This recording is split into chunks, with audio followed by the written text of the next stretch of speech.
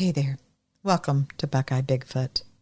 They say the Appalachian Trail has its own kind of truth out there at night.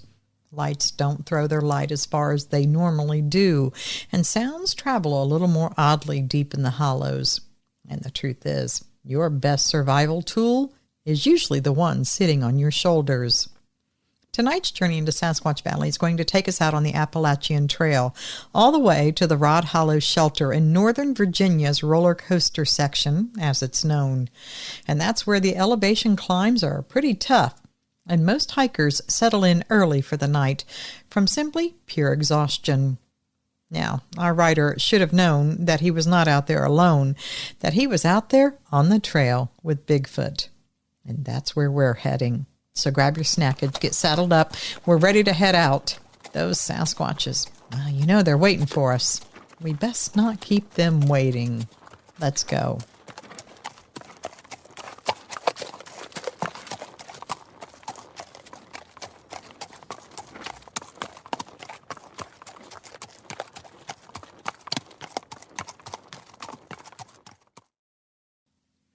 I was hiking southbound on the Appalachian Trail from Snickers Gap toward Ashby Gap in late October.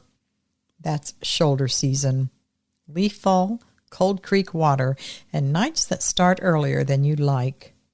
I'd aimed for Rod Hollow Shelter because it sits just far enough off the white blazes to feel quiet, and because the roller coaster's ups sure do give your legs a hard workout. I just needed a roof and the three-sided windbreak for the night, and Rod Hollow Shelter fit the bill. I reached the spur trail near dusk. The last of the sunlight was fading, and the woods around me had already gone a steel blue color. Rod Hollow appeared only when I was almost on top of it. The shelter is made of thick planks making three sides to it, with a stone fire ring in the front. Not another soul was there when I arrived. I did exactly what I always do.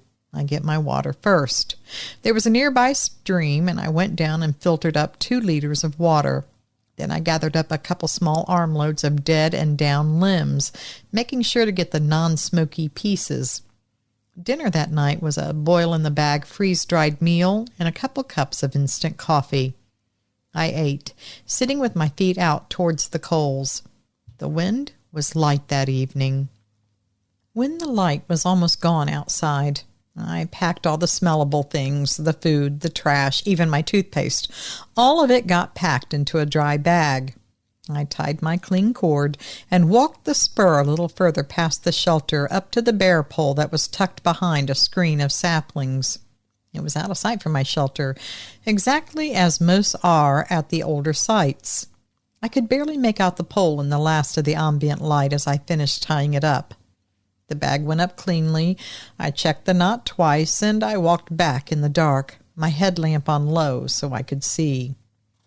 I banked the fire to a saucer of good coals, rolled out my pad and bag in the shelter, and put out my necessities.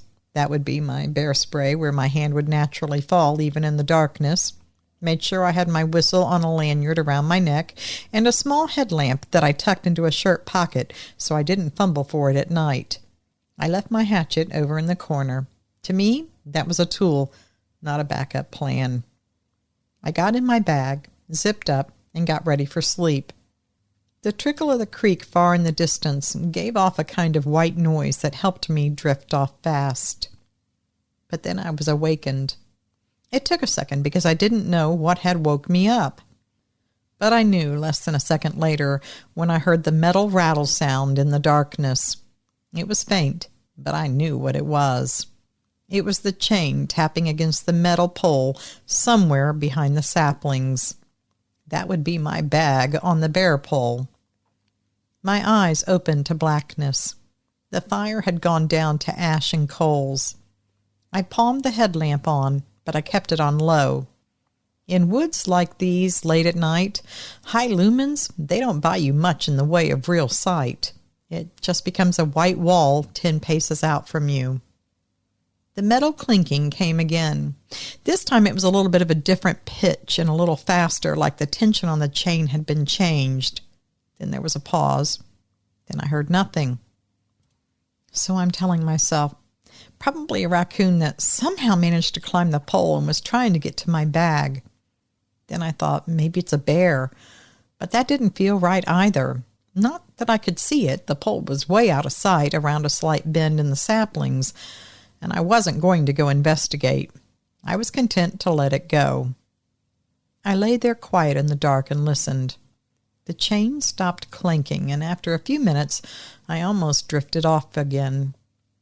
Then suddenly I heard the metal rattling again, clinking and banging furiously, close together in sound, like something was getting frustrated.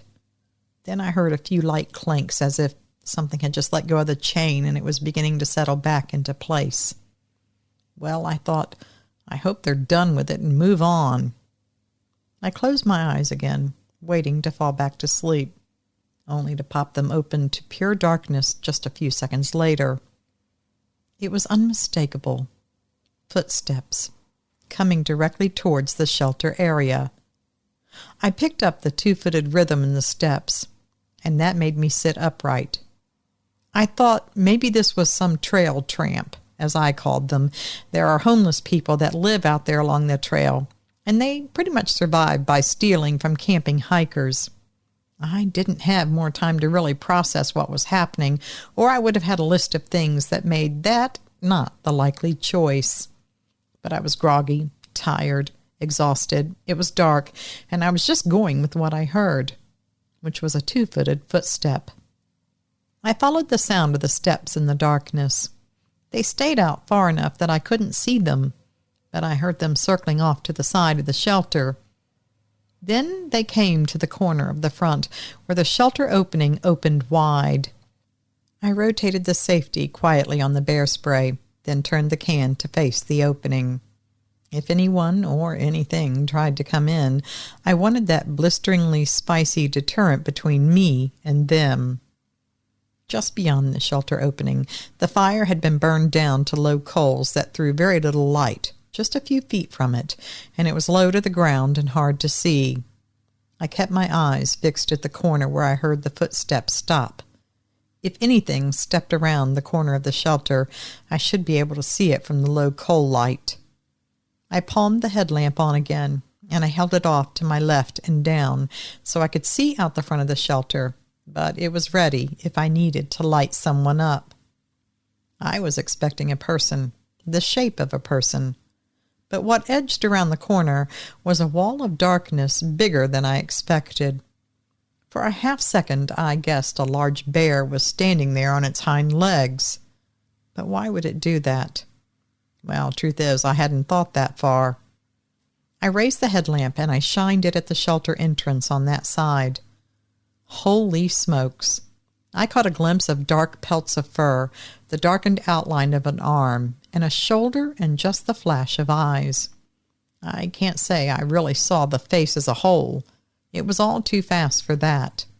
But I know the flash of eyes I saw were front and forward set on the face, not set on the sides like most animals in the woods. As soon as the light hit it, it pulled back around the side of the shelter. I had to blink twice to make sure I was awake, and I was. What I saw was something that wasn't supposed to be there. It wasn't supposed to be anywhere as far as I was concerned. There was a flash of wondering if someone was pranking me, but instantly I knew they weren't. What I had seen was far too real and far too solid for anyone to be playing with me.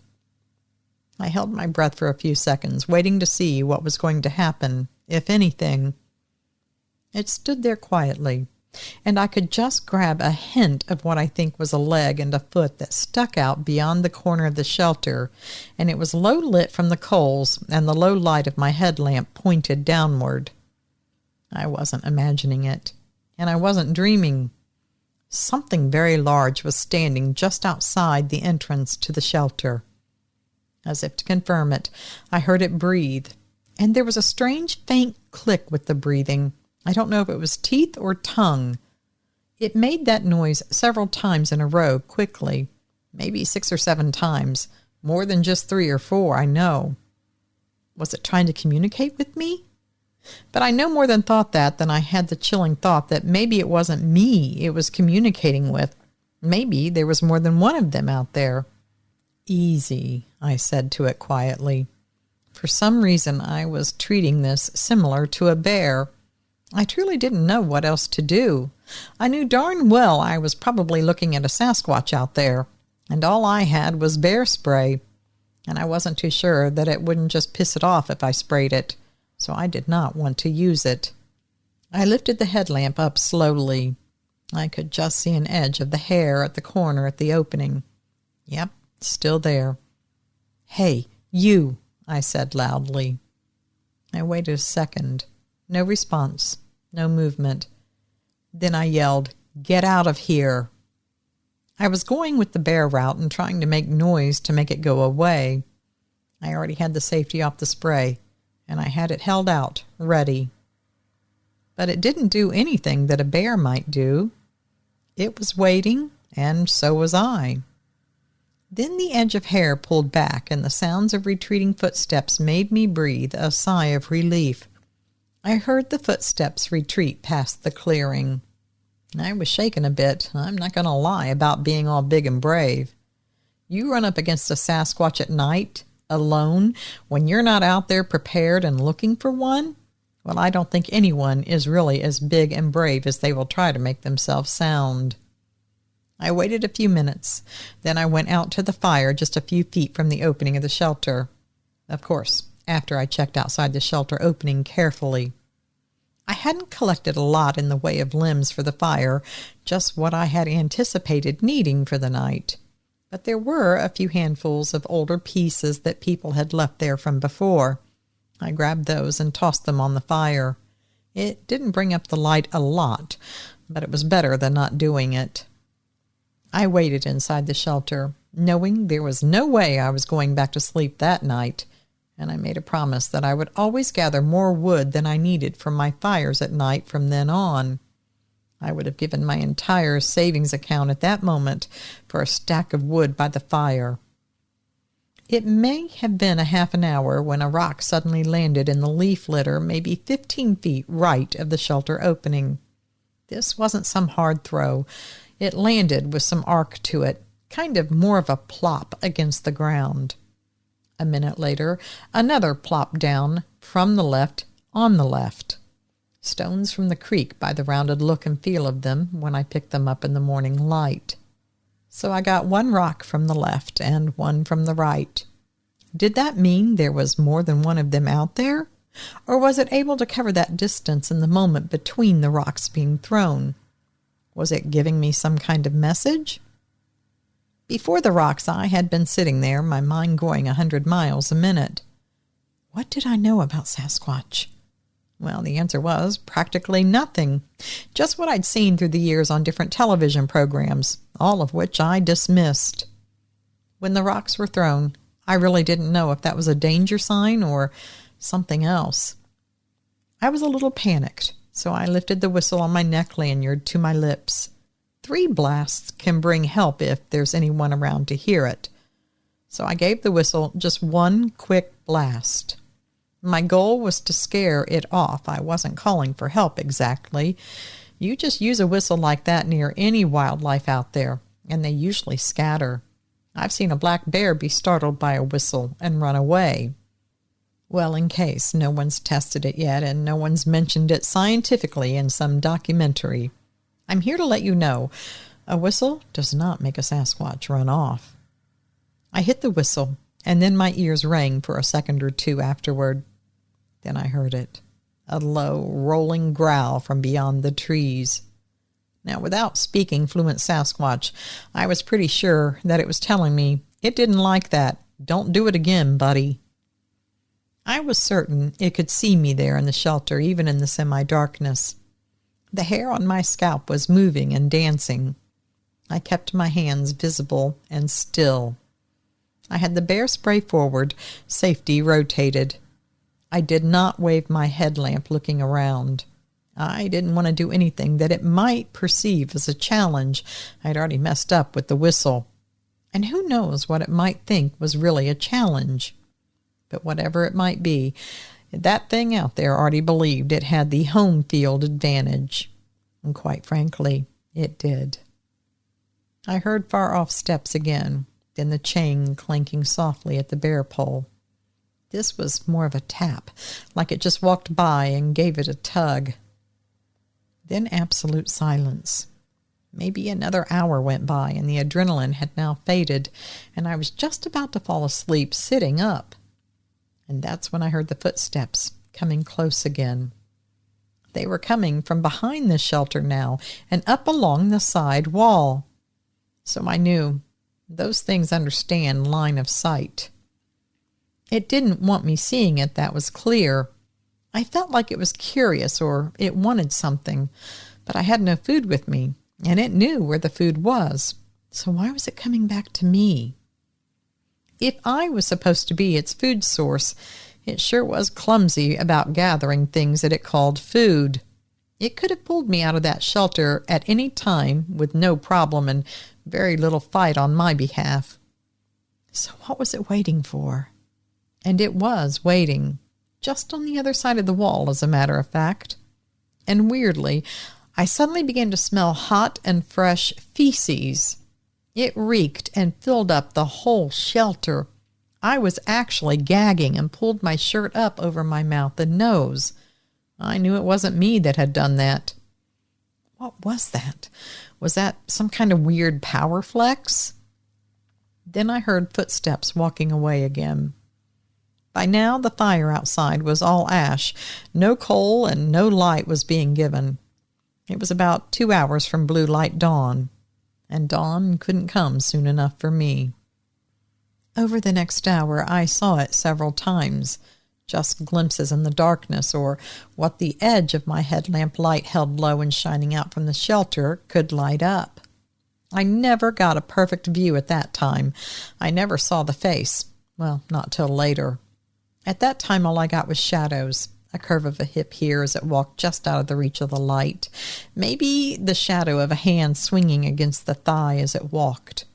And it was a hand, not a paw that I saw, a hand with fingers blunt and wide. Twice I got eye reflection just at the edge of the opening that blinked out and moved away quickly when my lamplight grazed it. It would pace, stop, huff, and then circle my perimeter. It was getting impatient, like it knew dawn was close, and that meant it would lose its home field advantage, though I'm not sure that I would agree with that.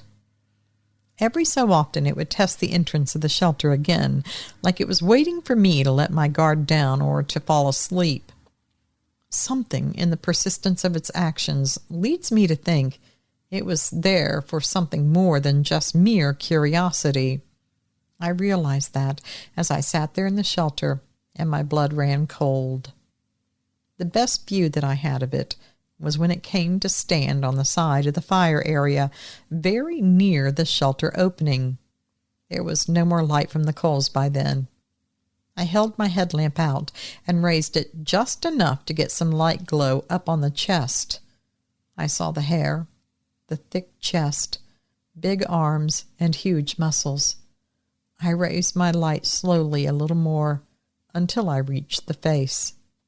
I had maybe a half second to see it before it turned away with a loud huff. Then it began to walk in a wide arc away from the shelter before turning and coming straight back. It looked like it was making an angry beeline straight for me. Yes, I did. I panicked again. I blew the whistle 3 hard, sharp blasts. I wanted to stop it from coming closer. I was still relying on this whistle to turn it away. While it didn't go away, it did stop abruptly. It suddenly went down into a deep squat, and it sat there watching me. The eyes reflected red in the light. It growled and huffed. Then after a few moments it stood up quickly. I thought it was really coming for me then. I held up the bear spray. I was almost ready to hit the blast of spray. Then it suddenly jerked off to the right and turned its back on me and walked deep into the trees, leaves crunching all the way. Its steps were spaced wider now as it walked away faster, as if it had decided that it was done talking to me. Now, what was left of the night went slow. I stayed in the middle of the shelter. Instinct wanted me to go to one of the far back corners, but I needed to see. In the middle, not far from the opening, that's where I got the best field of vision. Not that I could see much in the dark. I kept the spray in my lap and my lamp off, except for small checks around the shelter when I thought I heard something. The first hint that dawn was there was not the light, but a change in bird behavior. One sparrow, then two, then several more. Then the light lifted by just a shade, then another and another, and soon enough the treetops were visible against a dark blue dawn sky. As it got light enough, I could see farther and farther around the shelter. I stepped to the lip of the platform, and I took in the scene. What I couldn't see at night was clear at dawn. The ground in front of and all around the shelter had been seriously worked over. Many more scuffs in the dirt than when I got there. Prints, though none of them were clear in the hard dirt, but the shape of a heel here and some toes somewhere else, well, there was no doubt. There were quite a few prints that I took to be whole. They weren't clear, though.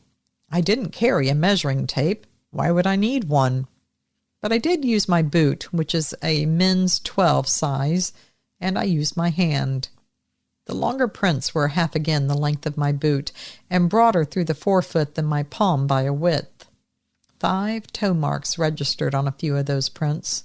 There were no claws, just thick, rounded tips, and an arch from the heel toward midfoot that looked nothing like a bear's double register. The stride between alternating impressions stretched beyond any easy lunge I could make. And the pile of messy running poo that was at the side of the shelter? Well, yes, it was there. I guess I had smelled it so long all night, it wasn't smelling to me much any more. At the bear pole, my bag hung untouched. The chain held, the knot held, the bag had held.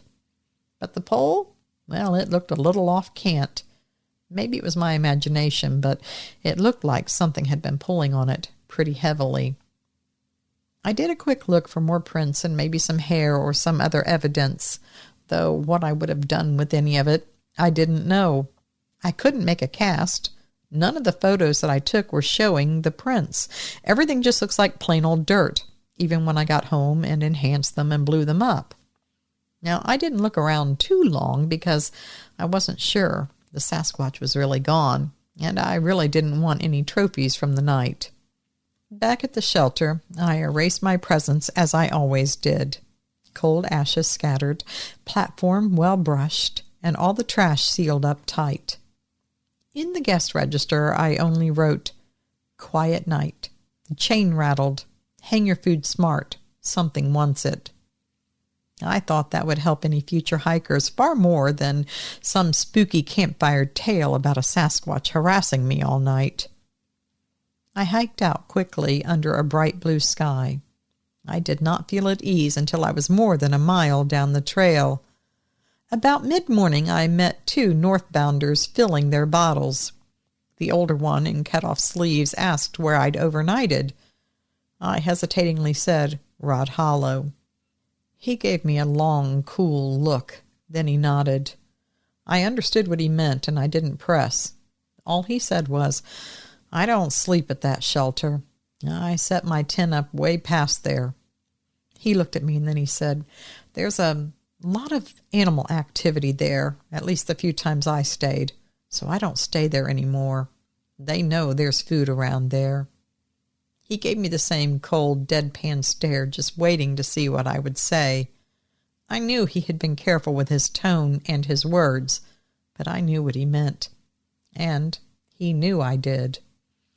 I looked at him with the same deadpan stare, and I said, "Yeah." Then I paused, deciding what to say, if anything. "Yeah," I said. "Yeah, there was something hanging around last night, all right." That's all I said, and we let it go. I am always asked if I really do believe that was a Sasquatch. Yes, I do. I trust in the behavior and the actions of my visitor that night. It was large, hairy, bipedal, and extremely persistent. That is not human behavior. A human pranking you wants a result. They want you to react. They want you to laugh, or they start laughing. They don't keep it up all night for hours. And a bear? Well, a bear wouldn't have circled all night the way it did. A bear will just take what it wants, fight you for it, or move on. So yes, I do believe it was a Sasquatch. You tell me what else it could have been. And it doesn't matter even if you do try to tell me what you think it might have been. I was the one there. You weren't. I know what came creeping around that night. You didn't see it. I don't sleep in shelters along the trail anymore. I will sleep in the vicinity of a shelter, but not too close to the shelter. And I have never been bothered since, even when I stayed near Rod Hollow again. I still carry bear spray. I still hang my food away and high. But I never sleep as deeply out on the trail as I once used to. I know that when I'm out there on the trail, I'm on the trail with Sasquatch. So I mind my P's and Q's, as my mama always said. I advise you to do the same, because I do promise you, whether you know it or not, you're on the trail with Sasquatch too. Most nights out there on the Appalachian Trail, the worst you'll get is a mouse in your snack bag, or maybe a raccoon with an uncanny skill of working knots. But every so often, the woods and the things that live in them, well, they come out to remind you they were here first. Your headlamp won't reach as far as it normally does, and your ears will hear things you can't see. And where you choose to sleep that night, well, it just may have a landlord who really doesn't want you there. And then again, maybe it wants you too much. All right, my Sasquatch, I hope you've enjoyed tonight's journey down into Sasquatch Valley. Until we meet up again, I need you to remember 2 things. First thing, absence of proof is not proof of absence. And secondly, choose your sleeping place out on the trail carefully, because sometimes something watches you while you sleep. Thanks for listening.